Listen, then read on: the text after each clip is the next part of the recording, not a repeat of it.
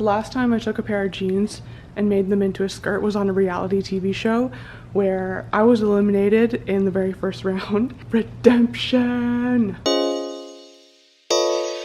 Hello, welcome back to my DIY channel with Wendy. Today I've got a thrift flip, a little can she DIY series where I tried to make something, I show you the steps along the way, and hopefully after I successfully make it, you can too. Today's goal is a little lofty. I'm gonna put the inspiration photo right here and see if you recognize what this is.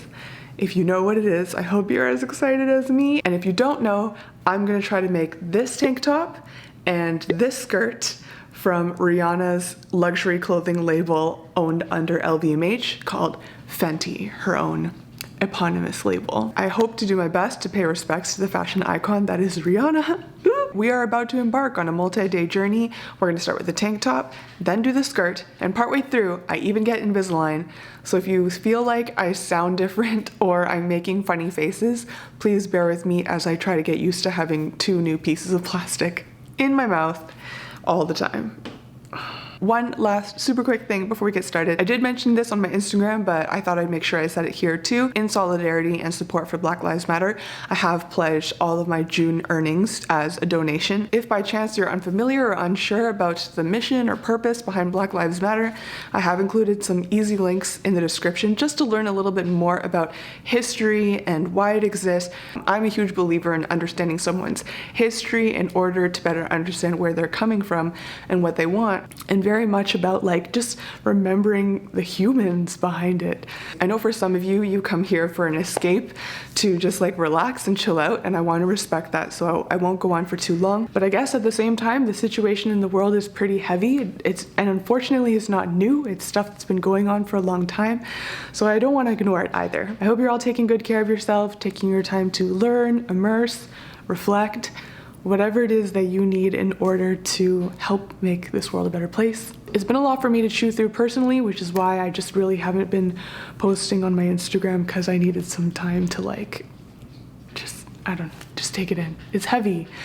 So yeah, my virtual hugs and loves to you guys, and I really hope that you enjoy this video. Let's start with the top. First off, I could not believe the color match that I got on this knit top compared to the original Fenty design. This was a good thrift day. Because this is a stretch fabric, I decided to put it on inside out and draw where I thought the neckline and the straps could go, instead of trying to copy something that I already own. When in doubt, I generally try to follow where my bra sits on me, but whatever you've drawn, cut around it, leaving about 1 centimeter of extra fabric to tuck away and make the edges look nice. With this raw edge that we've created, I'm going to fold it in all the way around and hem it tight. This right now is not perfectly straight. I might go over it with a ruler to make sure it's the exact right width all the way, but same thing here, folding in one side with a straight stitch and bringing over the other side with a straight stitch too. When all the hemming was done, this was the first time I got a sense of how this was sitting on me. I noticed that the sides were a little bit loose, so I laid the top flat and I pinned the sides so I could sew the new width in place. After that, the armpit area was still a little loose. To tackle that, I opened up the armpit hem, took in some of the fabric, and then redid the armpit hem now that it's been slimmed. I don't always do this, but it is what you should do. Make sure that the hems that are along the edge of your clothing are all nice and clean. Still looks like a tank top, which is good news. And the side armhole is now much steeper, but I think it's in a way that will look nice. Instead of trying it on with a pin holding in the straps, I am gonna switch it up to safety pins. Here we go. I'm trying to get these back straps into the right position in 2 ways. One is that it's the correct length so that it actually fits properly around my shoulder.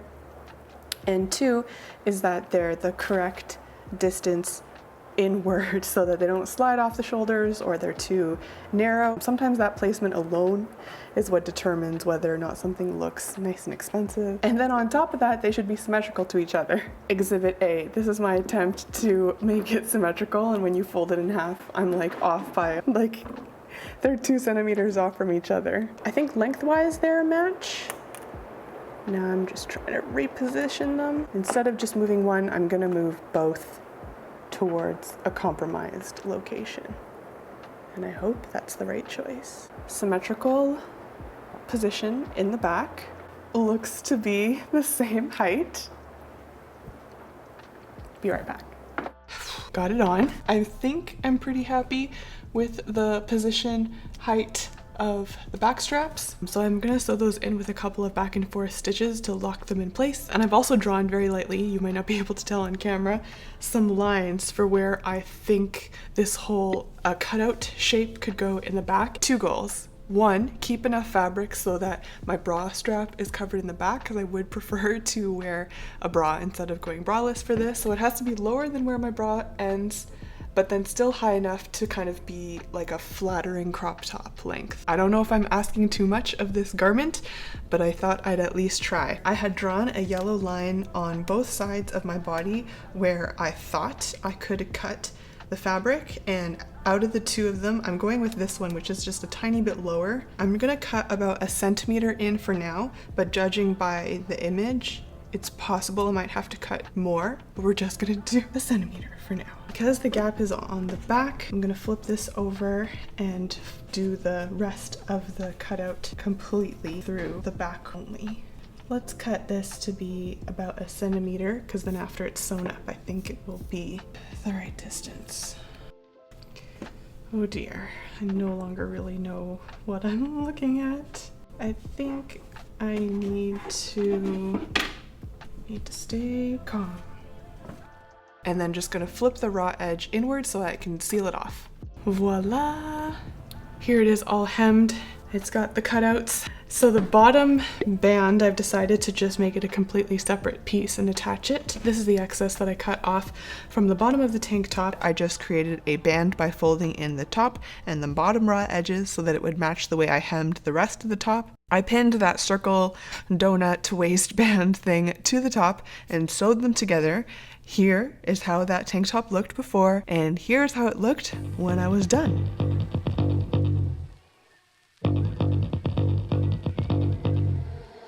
Stopping ain't my lingo, so wild I'm going dingo.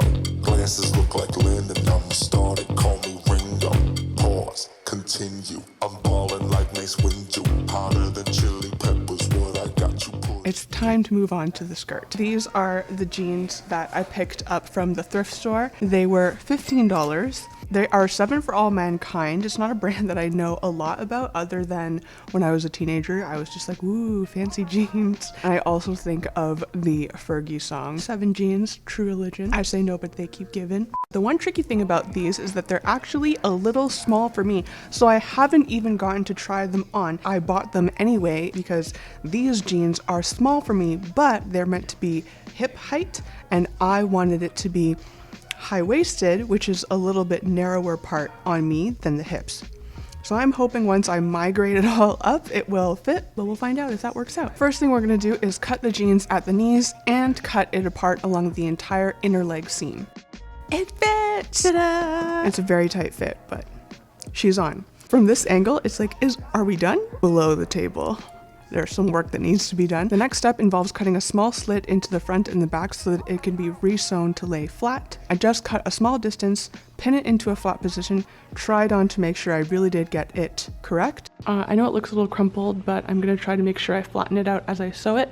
But this is the back now pinned to lay flat. And this right here is the front. I'm going to add a marking that goes straight down the middle since we don't want any remnant of this little curve. To give what I pinned a shot, I sewed the front and the back along those center seams on a long stitch length in case I wanted to undo it. This is where the real wrestling will begin. Okay, managed to get a flat fit in the front and in the back with this little flap. This is good. This is exciting. The last time I took a pair of jeans and made them into a skirt was on a reality TV show where I was eliminated in the very first round. So I have a lot of like negative memories of this type of activity. Redemption! I drew these chalk marks for what I hoped was a flattering length for this skirt, and I cut off everything that was below that. This is also where you make a decision about fancy side cutouts. I put on the skirt and I marked where I wanted those cutouts to begin and end according to where my thighs lined up with the skirt. And also, a do not pass line, which would become the top of the cutout. This next part is based purely on observation. I originally planned to give this just a simple hem along the entire bottom of the skirt, but you can't, because if you pay attention, the way it achieves the nice clean seam all the way around the side curves and everything, I'm pretty sure is through the use of facing. I'm gonna make my own facing out of the excess denim fabric that I've cut off. I have the skirt laid down on top of the excess fabric here, and I'm gonna cut out the edge that matches the shape of the skirt. Here you can see this is the excess fabric that I cut off the bottom. It's got an opening at the back because that's where the legs didn't even join. This is the facing I cut out. I'm gonna sew this opening right sides together so that it creates a complete tube that matches the complete tube of the skirt. After that, I'm sliding it around the entire skirt, lining up all the curves. The curves are the important part. It doesn't really matter if the front and back seams line up because it's all gonna get flipped onto the inside and you won't see it anymore. And here we go, pinning it right sides together. All of this is going to get sewn right sides together along the entire bottom edge of the skirt. After the facing has been attached, it needs to be flipped into hiding on the inside of the skirt. To help that go smoothly, I trimmed any corners and I cut small slits into all of the curved edges. Also, the raw seam that holds the facing and the skirt together needs to be pressed towards the facing and sewn down with a straight stitch.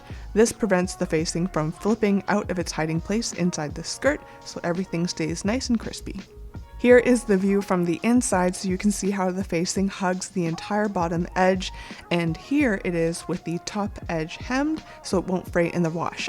I recently discovered this foot from my brother machine that does a blanket stitch on fabric edges, and I'm really obsessed. It makes finishing so much easier. There are these corset detail stitches on the back and on the front of the original skirt. We're just gonna draw the corset lines on here. I measured equal distances from the center to the left and to the right, and then I connected them top to bottom to make 4 lines in the front. If you can, do a practice stitch first to make sure you have your tension and your stitch length right, because these stitches only count for looks. And just like Goldilocks and the 3 bears, somewhere in the middle it is just right. In my case, this is the 3.5 on my machine.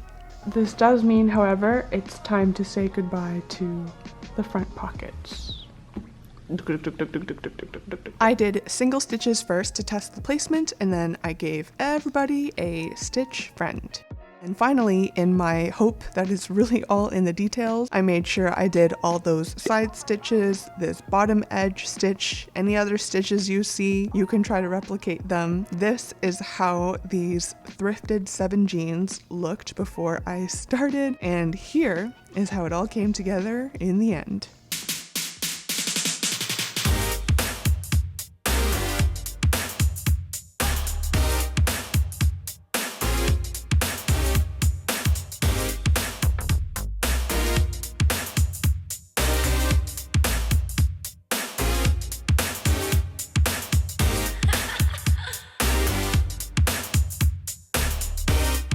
If this or any of my other videos inspires you to do a little flipping and sewing, use my hashtag #MadeWithWendy so I can find it and heart it on Instagram. If you've been liking watching my sewing videos, don't forget to subscribe, hit the bell notification. You can find me on Instagram @WithWendy. There'll be more photos of this finished look. I hope you're all taking care and that you enjoyed chilling with me for a little sewing project, and I'll see you all in the next video. Bye-bye!